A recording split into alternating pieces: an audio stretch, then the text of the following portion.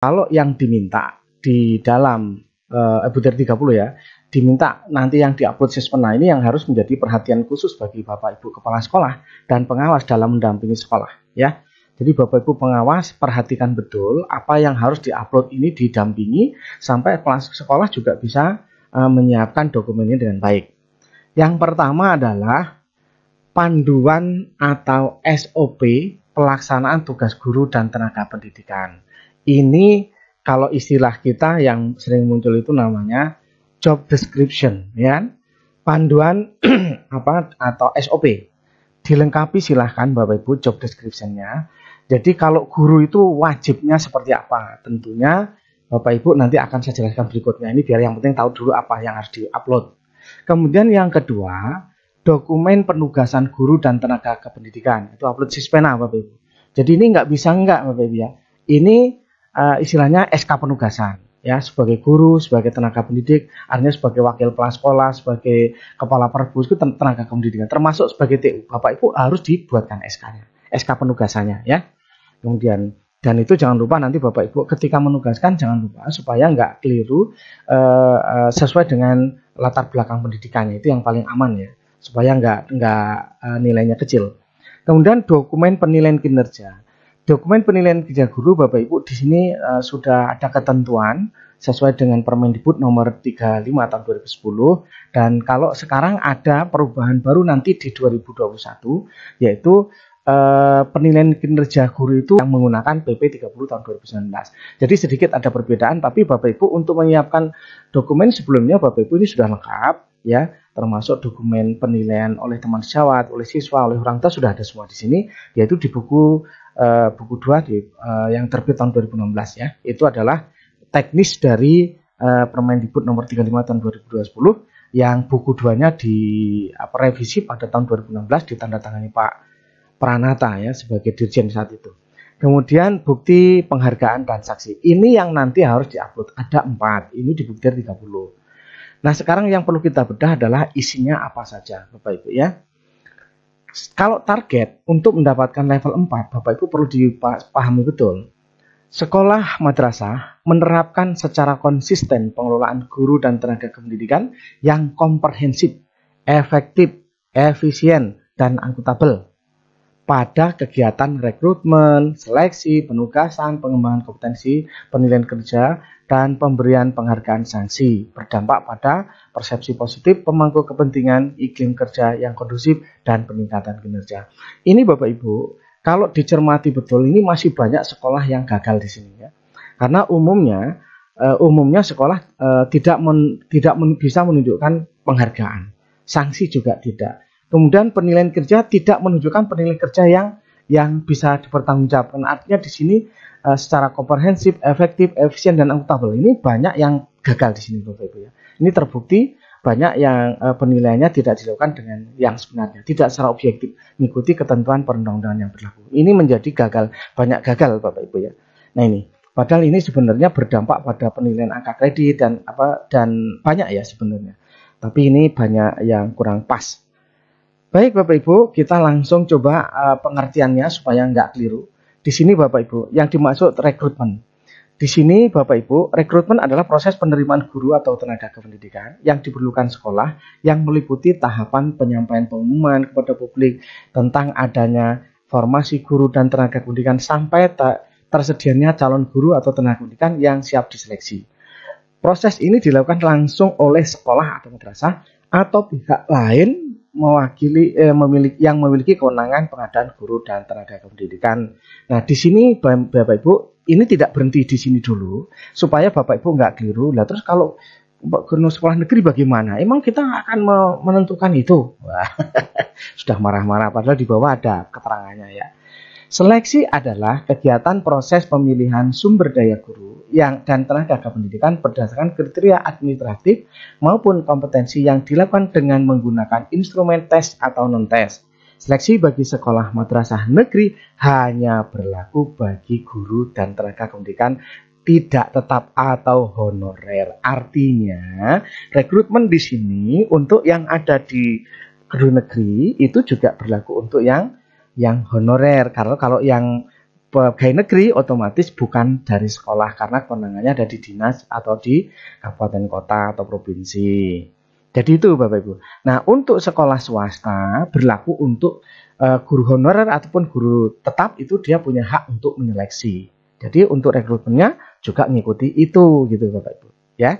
Jadi kalau negeri pengen rekrutmen harus diumumkan. Kemudian sampai mendapatkan data baru seleksi. Jadi nggak bisa karena saudaranya siapa ya toh, saudaranya anggota DPR, biasanya yang paling banyak begitu ya.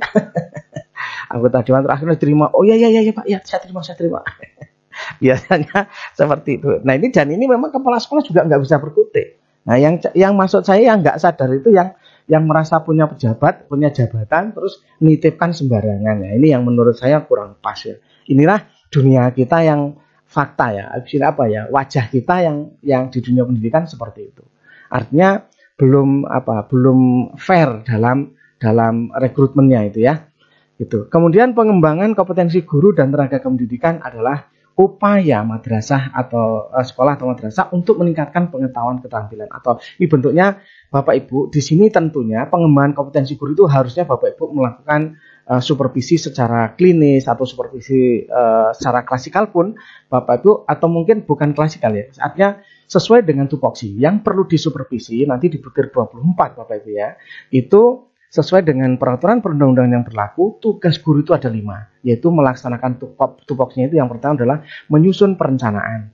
Dari sini Bapak Ibu termasuk di SOP-nya, guru itu wajib punya apa saja, itu silahkan dan saran saya Bapak Ibu Kepala Sekolah untuk menentukan apa saja yang pertama sesuai dengan perundang-undangan, sesuai di standar proses itu adalah program tahunan, program semester, analisis kurikulum, silabus, kemudian RPP, kemudian KKM, ya itu yang sangat dibutuhkan dan sesuai dengan undang-undang.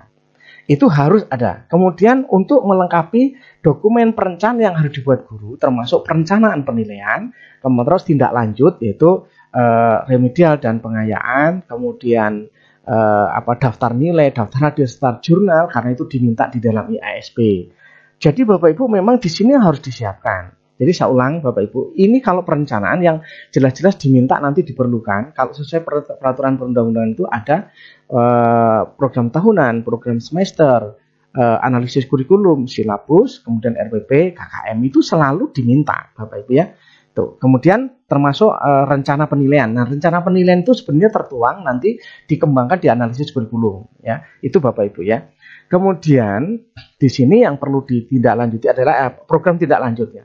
Program tindak lanjut itu adalah apakah remedial atau pengayaan itu di butir 14. Nanti Bapak Ibu bisa pahami betul untuk itu. Kemudian ada jurnal guru. Nah, jurnal guru ini diminta Bapak Ibu nanti ada di butir 1. Jadi memang ini yang diminta semua, yang nggak diminta ya nggak usah mengada-ada. Nanti terlalu banyak, wong ini aja jumlahnya udah banyak ya. Kemudian daftar hadir, daftar penilaian. Ini saja sudah 10 yang sudah dipastikan di perencanaan guru harus dimiliki. Itu Bapak Ibu ya. Jadi Bapak Ibu, kalau nanti di supervisi terkait pengembangan kompetensi itu dilihat guru itu lemahnya di mana, baru Bapak Ibu menugaskan guru untuk di MGMP atau menugaskan guru dalam diklat-diklat apa, ya, itu sesuai dengan kompetensi yang diharapkan yang masih lemah di tadi. Atau mungkin IHT atau in-house training atau workshop di sekolah dalam rangka pengembangan kompetensi yang memang dibutuhkan ditingkatkan itu berdasarkan hasil supervisi yang ada di 24. Nah, seperti itu. Kemudian yang berikutnya Bapak Ibu, penghargaan dan adalah apresiasi yang diberikan kepada guru. Jadi Bapak Ibu, penghargaan itu memang banyak, tapi bukan berarti penghargaan itu hanya sekedar tepuk tangan. Bapak Ibu sekalian, guru ini berhasil dengan baik, kita kasih tepuk tangan. Ya kan.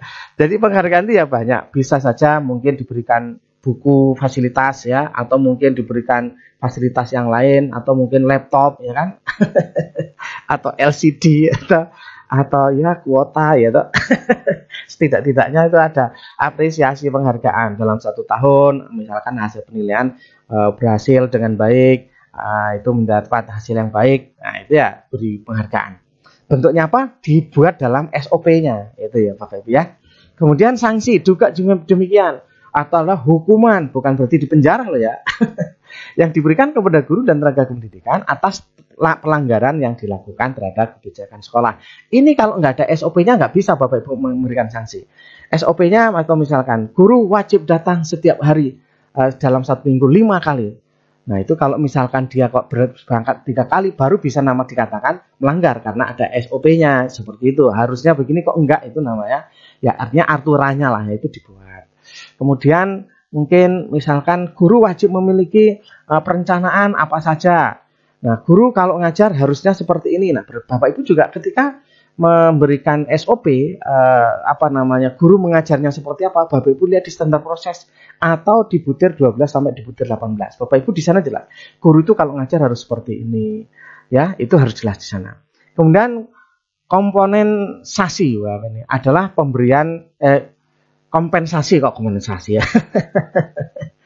Kompensasi adalah pemberian remunerasi atau imbal jasa sesuai dengan prestasi kerja dan masa bakti guru dan tenaga pendidikan. Kalau ini di sekolah negeri tentunya sudah sesuai, hanya penghargaan tadi yang mungkin perlu ditambahkan ya. Konsisten adalah terus menerus dan berkelanjutan sekurang-kurangnya dalam 3 tahun terakhir. Bapak Ibu jangan lupa di sini dimintanya 3 tahun terakhir.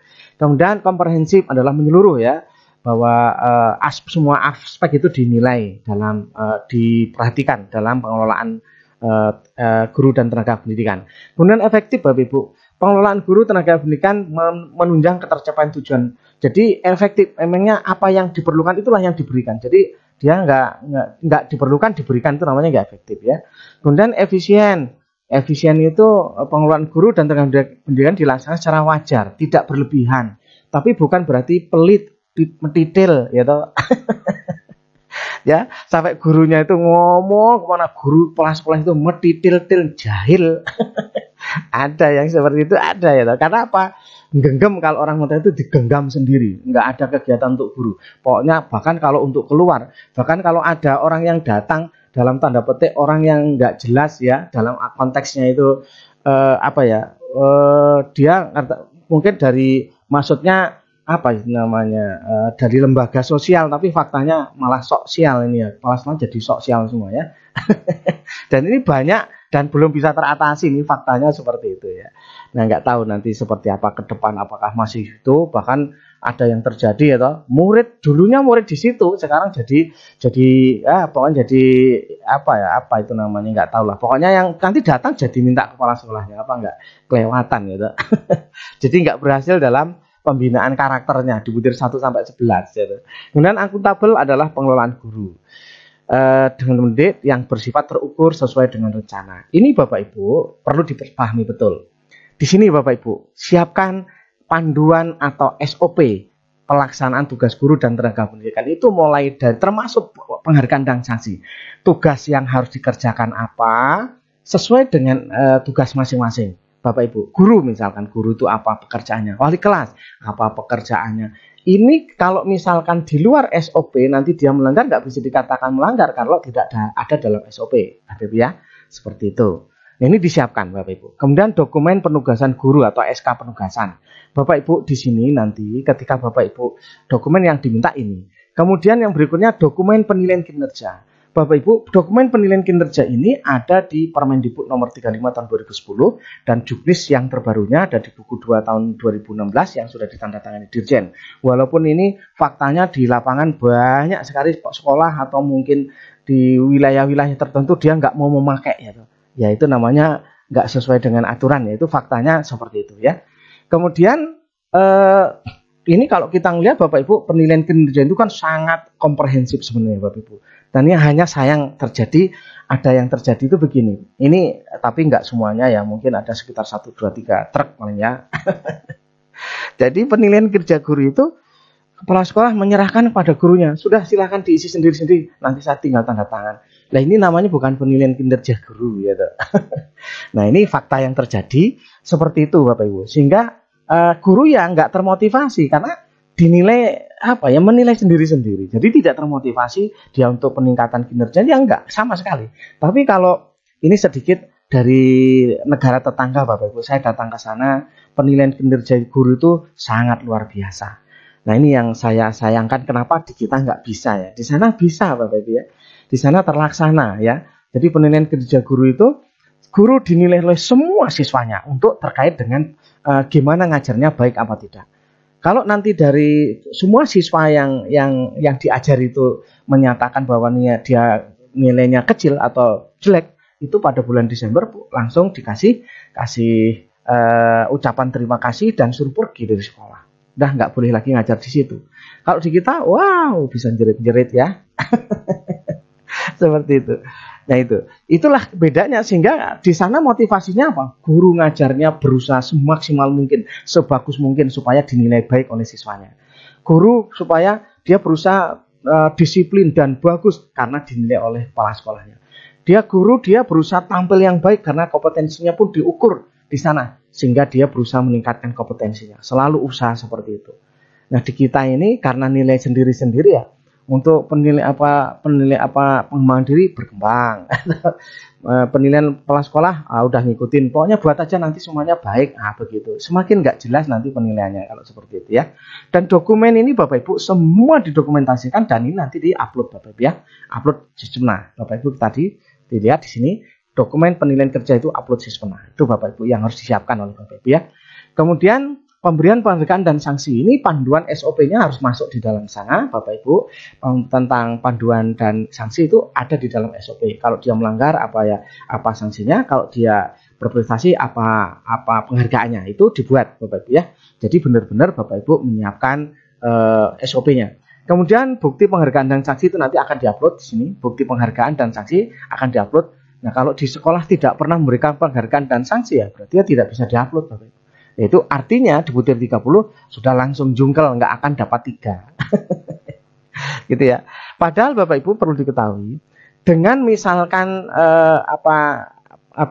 semua dapat C saja ya Bapak Ibu, nanti saya tunjukkan sedikit. Kalau dapat C saja ya, kita lihat di mana ini. Misalkan dia dapat C ini Bapak Ibu ya. Saya contohkan misalkan ini aja deh ya. Misalkan dapat C saja semua. Nih Bapak Ibu ya, ini yang untuk SMP sama SMP SMA. Misalkan ini dapat 3 semua ya. Kita isi 3 semua Bapak Ibu ya. Kita isi 3 semua. Hasilnya apa yang terjadi supaya Bapak Ibu sadar, jangan pingsan ya. Kita lihat ya. Jadi jangan dianggap remeh sekarang. Kalau dulu ya nilai 70 ya masih dapat C, sekarang jangan berharap Bapak Ibu. Ini semua dapat level 3 semua. Itu Bapak Ibu dapat C 78,75. Kenapa? Karena ini 4 semua. Kalau ini 3 semua ini saya coba Bapak Ibu ya, tak buat supaya bisa 3 semua ya. Itu kita coba misalkan ini 3 semua Bapak Ibu ya. 3 kebablasan ya. Oke Bapak Ibu, kalau kita seperti ini dapatnya 75 C Bapak Ibu, 75. Walaupun sekolah padahal untuk mendapatkan C itu bukan kecil, sekarang berat sekali ya. Untuk itu Bapak Ibu, saran saya Bapak Ibu dipersiapkan. PK guru berarti semua guru disiapkan karena diupload Bapak Ibu. Nah caranya gimana? Ya disiapkan penilaiannya sesuai dengan itu, SK pembagian tugasnya sesuai dengan ketentuan dalam buku Juknis. Kemudian penilaian siswanya jumlahnya juga sesuai, penilaian orang tua juga begitu. Ini Bapak Ibu, dan ini sesuai dengan PP 30 tahun 2019 yang akan berlaku di bulan Juli sampai Desember nanti. Penilaiannya seperti itu Bapak Ibu. Ya, Bapak Ibu harus siap-siap semua ya, seperti itu. Inilah Bapak Ibu butir 30. Sekarang kalau diwawancarai, pertama saya menanyakan kepada kepala sekolah nih, gimana Bapak hasil rekrutmen, seleksi transparan dan rekrutmen guru misalkan gitu ya. Oh, kami tidak menyeleksi Pak yang untuk yang honor. Oh, ada. Nah, seperti apa dalam pelaksanaannya? Harus ada pengumuman, harus ini, harus pertanyaannya ke sana tadi Bapak Ibu. Nah, itu. Apakah di situ sesuai apa tidak? Kalau tidak, jangan berharap dapat 4 ya. Seperti itu. Inilah Bapak Ibu, dan dituntut seorang asesor benar-benar juga memahami seperti ini. Ya, itu Bapak Ibu. Dan apalagi nanti ada banyak ya, ternyata ada perbedaan konsep tentang RPP, ya di butir 12, oh ternyata luar biasa ya. Itu barangkali Bapak Ibu untuk bedah kita hari ini yang perlu dipersiapkan oleh teman-teman.